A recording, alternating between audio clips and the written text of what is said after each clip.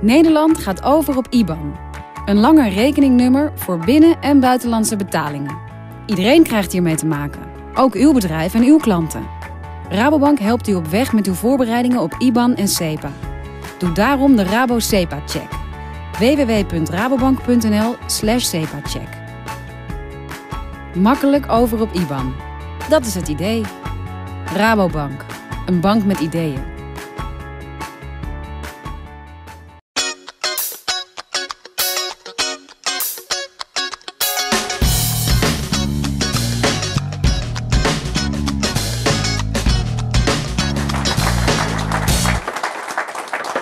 Vanuit Hotel Asteria is dit alweer de 10e aflevering van Venray in Bedrijf aan tafel. En ook vanavond ontvang ik aan deze tafel 3 ondernemers die vertellen over hun bedrijf. Later in het programma gaan we ook weer de lift in. We gaan kijken welke Venrayse ondernemer zich presenteert aan het Venrayse publiek. En we hebben natuurlijk ook een bekende Venraynaar die onze gasten gaat introduceren. En vandaag is dat Bjorn Poels van Kees Werkt. Bjorn, welkom. Vorige maand LVK-finalist samen met Mieke Jansen. Ja. 8e plek behaald. Ook nog. Ben je al een beetje afgekikt? Nou, het was het bekende zwarte gat waar wij vielen. Van alle aandacht en alle optredens en 5000 man hier, 7000 man daar. LVK-finale naar in één keer weer terug op kantoor. En dat was even wennen, ja. Nou goed, vanavond ben je in ieder geval hier. Hartstikke fijn. Ja. Heb je alweer plannen voor het volgende carnavalsseizoen? Wij zijn alweer druk bezig met het schrijven van een nummer. En waarschijnlijk april, dan gaan we weer de studio in. Ja. Nou, de verwachtingen zijn hoog gespannen. Behalve zanger ben jij ook directeur van Kees Werkt. Ja, kun je daar klopt. iets meer over vertellen? Ja, Kees Werkt is een uitzendbureau. Wij zijn gevestigd in Horst. En onze specialiteit is eigenlijk het werven, het selecteren van Poolse medewerkers en Nederlandse productiemedewerkers. En die zenden we uit en detacheren wij aan met name productiebedrijven en logistieke bedrijven. Heb je nog plannen voor 2013? Ja, wij willen toch, ondanks de tijd van het jaar en ook de crisis die in Nederland ook gaande is, willen we toch proberen om uit te breiden. We zijn nu 1,5 jaar bezig en we willen toch de groei erin houden. Nou, heel veel succes daarmee. Ja, dankjewel. Wil ik jou vragen om onze eerste gast aan te kondigen. Ga je gang.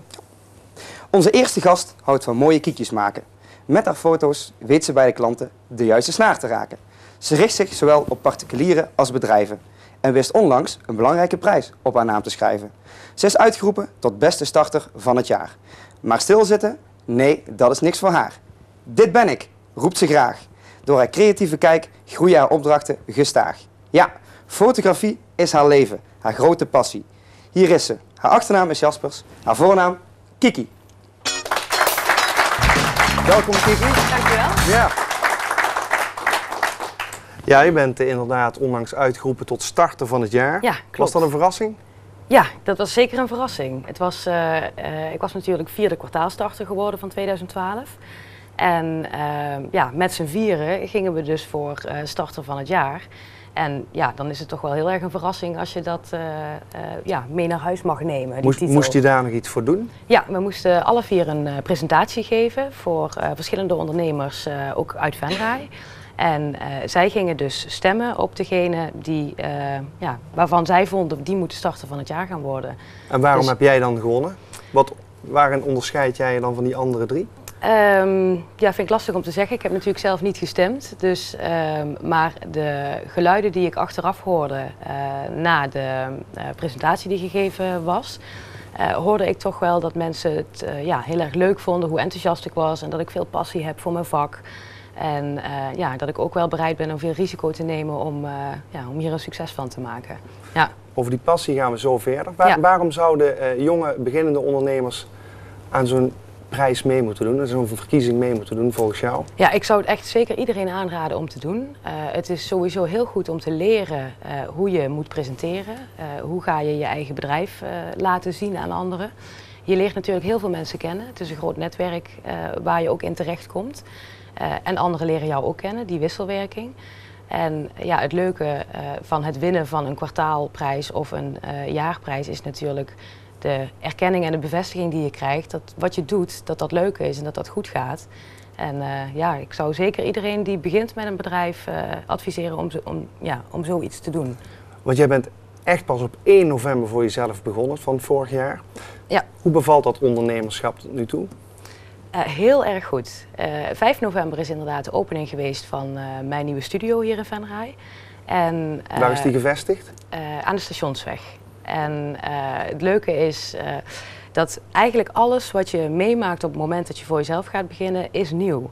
En ja, ik ben wel heel erg iemand die graag bezig is om mezelf uit te dagen, om nieuwe dingen te leren en echt te blijven ontwikkelen. En ja, het leuke van ondernemerschap is dat dat juist heel erg breed is, omdat je echt op heel veel verschillende gebieden nieuwe dingen eigenlijk mag gaan doen. Want wat deed jij hiervoor, als ik vragen mag? Ik was studieloopbaanbegeleider voor mbo- en hbo-studenten. Dus iets heel anders. Iets heel anders, Ja. ook een hele leuke baan. Dus ja. Maar waarom heb je nou toch die stap durven nemen? Nou, ik had het wel al langer in mijn hoofd zitten. Dan was ik daar natuurlijk ook al langer over aan het nadenken. En waarom heb je die stap niet eerder genomen dan? Wat hield dat tegen? Nou, toen was ik er denk ik nog niet serieus genoeg mee bezig. Ik denk dat ik echt voor mezelf op het juiste moment ook de stap genomen heb, dat ik er klaar voor was. Ook gezien de vorige werkervaringen die ik heb gedaan, waar ik nu heel veel profijt van heb. Opleidingen die ik heb afgerond, waar ik nu ook mee verder kan in mijn eigen zaak. En uiteindelijk heb ik er inderdaad voor gekozen om die baan op te zeggen. Maar daar ging natuurlijk wel een heel proces aan vooraf. En hoe reageerde jouw omgeving daarop? Ja, iedereen was heel erg enthousiast. En het leuke is op het moment dat ik de keuze maakte om mijn baan op te zeggen en voor mezelf te beginnen, dat ik uit verschillende hoeken eigenlijk de bevestiging kreeg van dat het goed was dat ik dit ging doen. Ja, dat maakt je alleen nog maar meer, dat je meer zelfvertrouwen krijgt. Dus ja, hele leuke reacties. Kan ik zeggen dat jij van je hobby je beroep hebt gemaakt? Ja, absoluut. Ja. Wat maakt jou een goede fotograaf? Ik denk dat dat een aantal dingen zijn. Een goede fotograaf weet natuurlijk alles van licht, schaduw, van een camera. Dus technisch moet je gewoon een goede fotograaf zijn. Ik denk dat het daarnaast heel belangrijk is dat je op een goede manier met je klanten kunt omgaan. Dat communicatie daarin ook heel belangrijk is. Belangrijk daarin is dat je tijdens een fotoshoot wel de leiding houdt. Maar natuurlijk ook open moet staan voor wensen en ideeën van anderen. En waarin onderscheid jij je nou specifiek van andere fotografen? Ik denk, waar ik het net over had, die communicatie met mensen en afstemmen, wat willen ze graag. Daar ben ik heel erg mee bezig. Ik vind het heel belangrijk om echt een eindresultaat af te leveren wat mensen graag zelf willen. En daarnaast combineer ik mijn fotografie heel erg met het nabewerken. Ik ben altijd bezig om op een andere manier toch een foto na te bewerken, zodat je eigenlijk echt een kunstwerk krijgt. Je richt je behalve op de particuliere markt ook op de zakelijke markt. Klopt. Wat kun je allemaal? Wat doe je allemaal?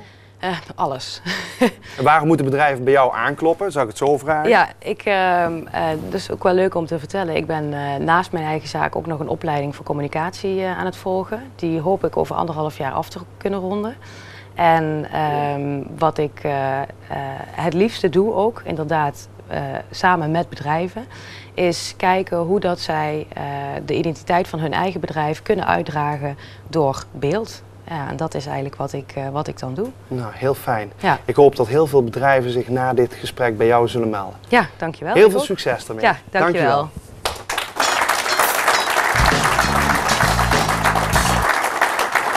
Ja, en dan wil ik Bjorn weer vragen om onze tweede gast aan te kondigen. Bjorn, ga je gang. Onze tweede gast is in Venray een beetje een vreemde eend in de bijt. Maar ze is wel iemand die ons met een smaakvol bezoek verblijdt. Ze is burgemeester van de gemeente Peel en Maas. En is bijvoorbeeld van dorpen als Helden en Panningen de baas. Maar ze is ook voorzitter van regio Venlo, hoofdstad van de smaak. En heeft daarin een belangrijke promotionele taak. Ook de gemeente Venray doet aan het regionale project mee. En er komen uitzendingen van op Peel en Maas TV. Rob gaat daarover met haar praten. En dat is heel mooi. Burgemeester Wilma Dielissen, welkom in Rooi. Welkom. Ja, zoals Bjorn al vertelde, u bent burgemeester van de gemeente Peel en Maas, maar vanavond zitten we hier met een andere pet op. U bent voorzitter van Regio Venlo, hoofdstad van de smaak. Kunt u kort uitleggen wat dat betekent? Ja, ik zal het kort proberen. Er is een stichting Week van de Smaak. En de stichting Week van de Smaak die organiseert jaarlijks in een plaats of in een dorp of in een stad een themaweek rondom alles wat met smaak te maken heeft. En in het verleden waren het individuele steden die in aanmerking kwamen voor de titel Hoofdstad van de Smaak. Maar men vond het aardig hier in onze regio, als opvolging van de Floriade, om daarvoor een regio te benoemen, regio Hoofdstad van de Smaak. En dat zijn de 7 gemeenten die samen de regio Venlo vormen. Die zijn ook Hoofdstad van de Smaak benoemd. En daar zijn wij erg vereerd mee. En behalve dat u vereerd bent, waarom is het belangrijk?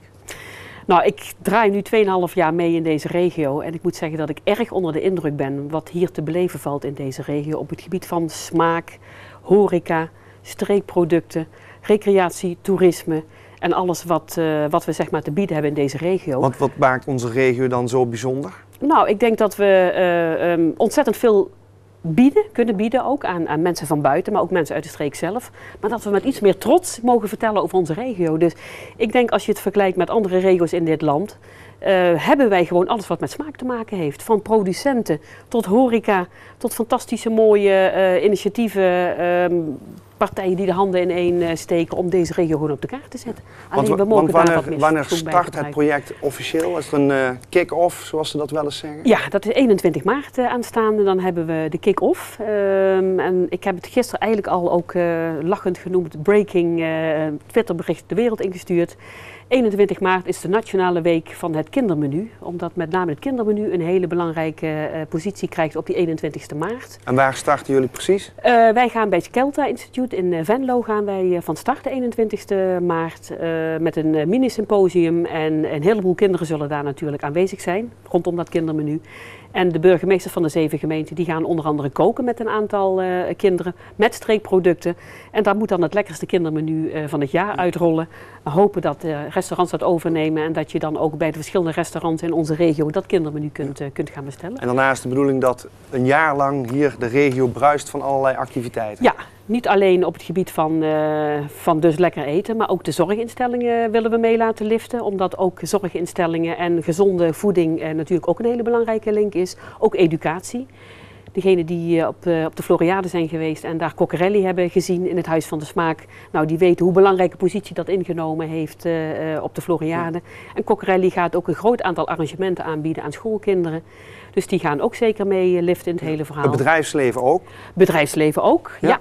Gebeurt dat al volop? Zijn er aanmeldingen of benadert de stichting de bedrijven? Hoe werkt dat? Nou, we zijn van start gegaan met een stuurgroep waar eigenlijk een heleboel participanten in zitten. LLTB is een hele belangrijke speler natuurlijk. Horeca Nederland is aangeschoven. Rabobank, midden- en kleinbedrijf die natuurlijk een hele belangrijke rol heeft. Ook vertegenwoordiger van de zorginstellingen. Ja. Dus eigenlijk zijn alle partijen, alle ondernemingen die zijn aangeschoven. En wij roepen ook de mensen in de stuurgroep op om naar hun achterbannen kenbaar te maken dat iedereen eigenlijk gewoon mee kan liften op het thema smaak. Ja. Ja. Een van de initiatieven die gerealiseerd gaat worden, dat is een reeks van 10 televisieprogramma's. Geproduceerd door Viduro Marketing en Communicatie uit Horst, samen met Beeldwerk TV. Die serie wordt ook uitgezonden hier op Pelemaas TV. Ja. Kunt u daar al iets meer over vertellen? Ja, wat de bedoeling is dat er een 10-tal uitzendingen gemaakt worden op locatie. Dus iedereen die kan zien in onze kalender die we hebben op www.hoofdstadvandesmaak.nl. Daar staan inmiddels een 150-tal evenementen voor komend jaar al in de planning. Daar kunt u niet overal gaan filmen? Nee, gaan we ook niet doen. Maar we gaan vooral kijken wat zijn de wat grootschaligere evenementen. Ja. En Viduro zal daar aanwezig zijn om in ieder geval opname te maken.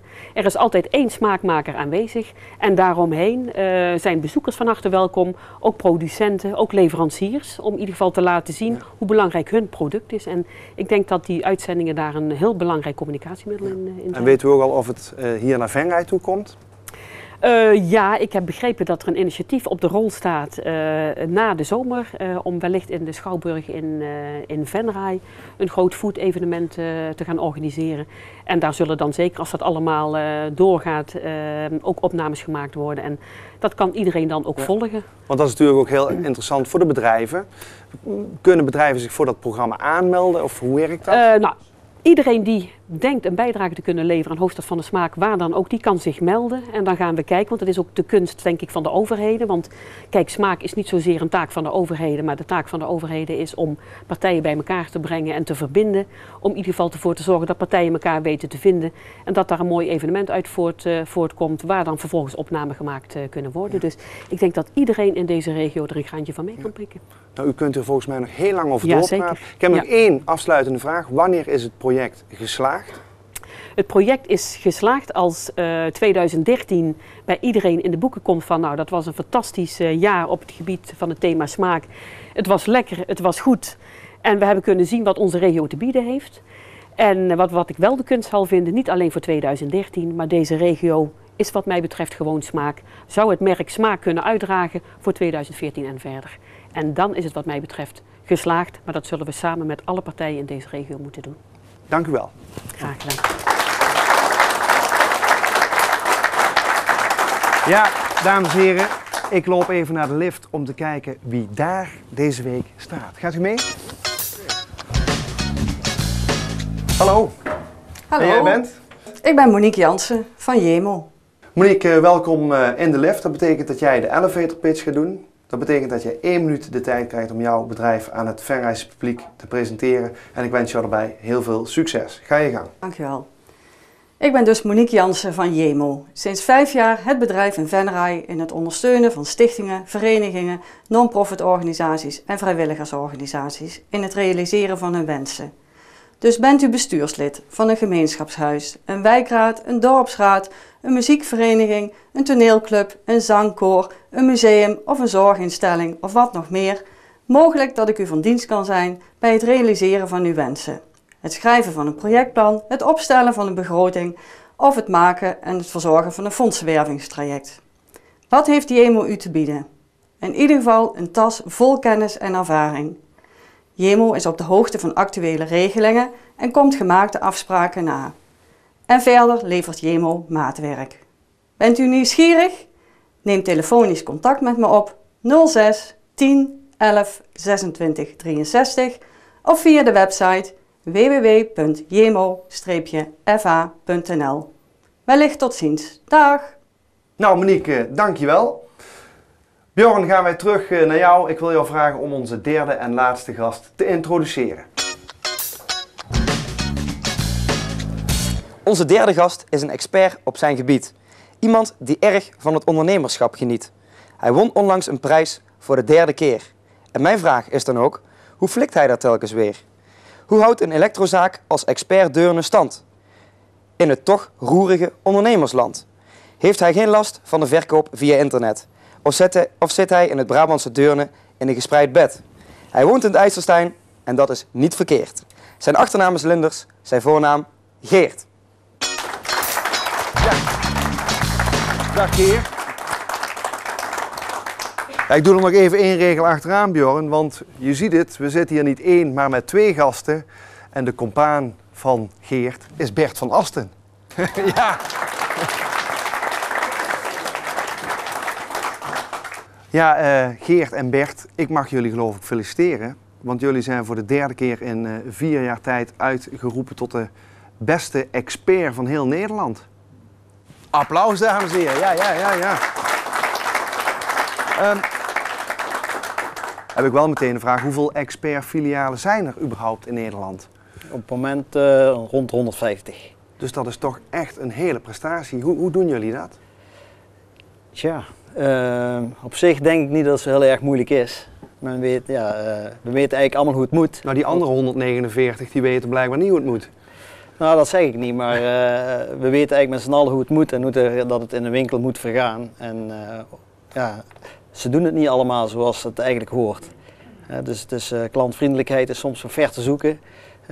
En ja, hoe het bij ons is, met name dat aftersales service, dat is eigenlijk denk ik toch een belangrijk issue. En dat is ook eigenlijk de enige manier om te overleven nog in deze branche, denk ik. Dus zorgen, eigen technische dienst hebt, eigen servicedienst in de wit, de bruin en in het grijs goed. En daar valt of staat alles bij, denk ik. Is zo'n verkiezing belangrijk voor jullie? Nou, ik vind het wel. Ik moet zeggen, we hebben vorig jaar werden we tweede. En ik heb eigenlijk wel tegelijkertijd medegedeeld dat ik zeer teleurgesteld was. Want ik had eigenlijk liefst 3 keer achter elkaar de eerste prijs behaald. De reden waarom dat we vorig jaar tweede zijn geworden was eigenlijk het verhaal omdat ze het consumentenoordeel als criteria op dat moment eruit gehaald hebben.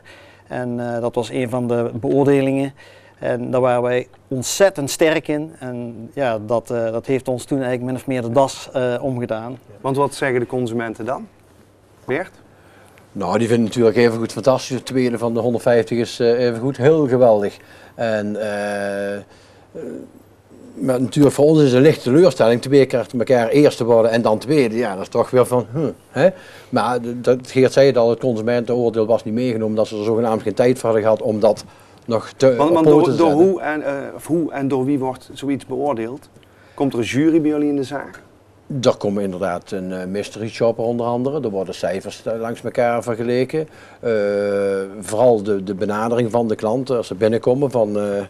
Ziet men de klant ook, want dat wordt wel eens vergeten tegenwoordig.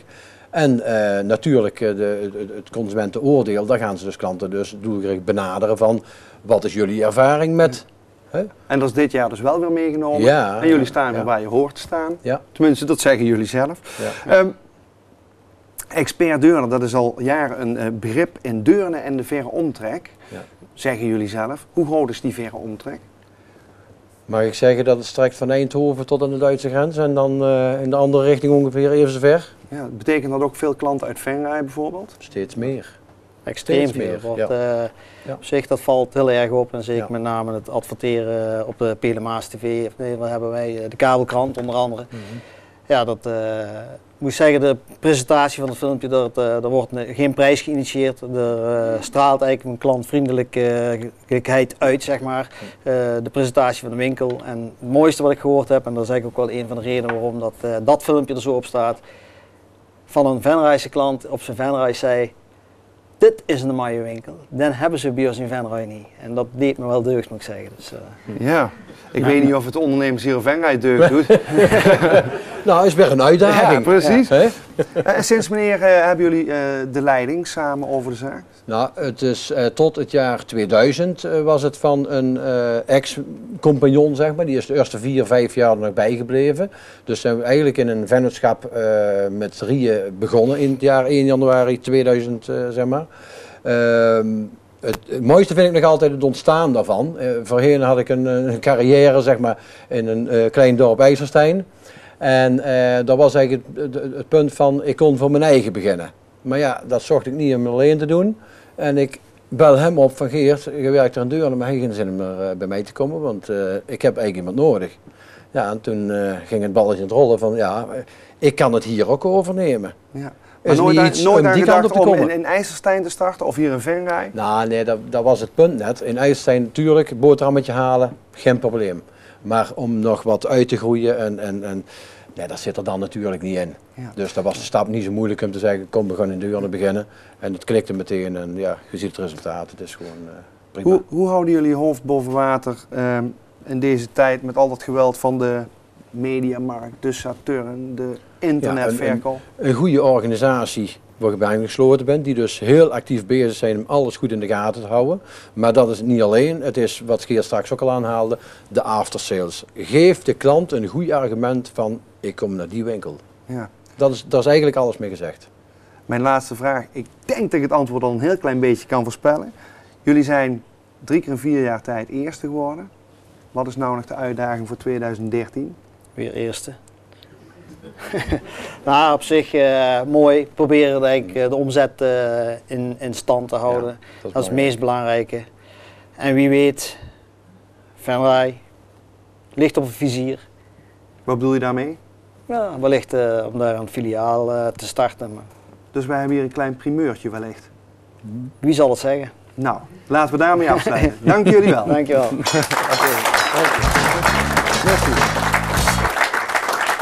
Ja, dames en heren, zoals u van ons gewend bent, krijgen wij altijd ontzettend honger van dat gepraat aan deze tafel. En we kijken even in de keuken bij chefkok Hans wat hij dit keer voor ons bereid heeft. Hans, vertel het eens.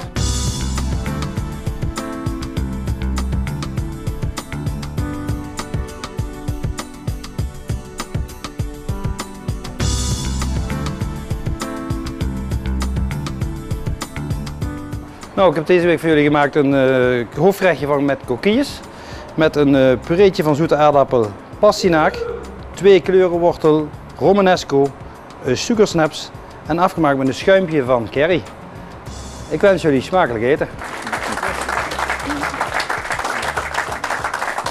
Dames en heren, bedankt voor het kijken naar Venray in Bedrijf aan tafel. Mocht u ook een keer willen aanschuiven aan deze tafel, neemt u dan contact op met de redactie van Pelemaas TV. Dank u wel voor het kijken en tot de volgende keer. Tot ziens.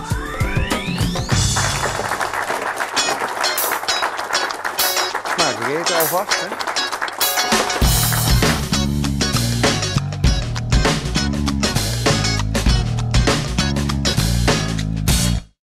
Nederland gaat over op IBAN.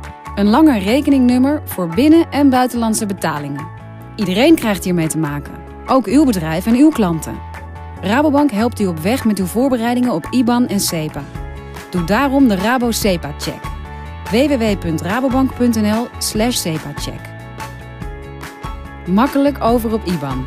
Dat is het idee. Rabobank, een bank met ideeën.